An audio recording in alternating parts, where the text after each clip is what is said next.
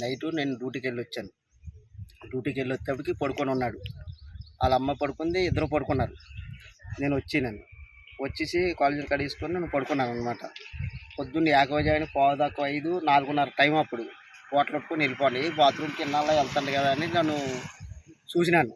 చూడగల్లా బయటికి వెళ్ళిపోయి బాత్రూమ్కి వెళ్ళాడు కదా వస్తాను కోసం అని మనం అనుకున్నాం. 6:30 దాకా చూశాను, రాలేదు. లోపలికల్లా గేట్ కాడికి వచ్చి ఇవన్నీ చూసినాను. ఏరా సోమేష్ కనపడ్డేంటి అని మా కుర్రోళ్ళు ఉన్నారు, పిల్లలందరూ అడిగాను అనమాట. అడిగితే ఏమీ లేదు, మరి కనపడలేదు, మాకు కనపడలేదు అన్నారు.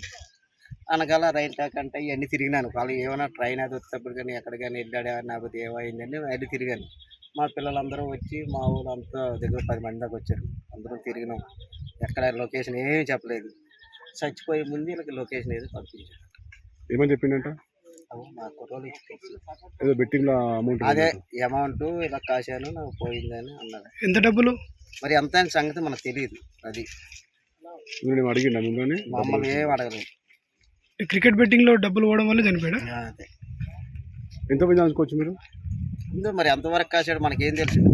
ఇప్పుడు అంతకుముందు గతంలో మీ అమ్మాయి పెళ్ళినప్పుడు కూడా అప్పుడు చేస్తే ఆ రకంగా మనం ఎన్ని చేసి అన్ని మనం రకాలు చేశాను. అప్పుడు ఎంత పోయిన డబ్బులు? అప్పుడు 2-3 లక్షలు కొట్టాడు. ఏం చేస్తాడు మీ అబ్బాయి? ప్రైవేట్గా కంపెనీలో చేస్తాడు.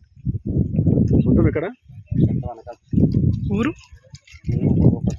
భోగపురం.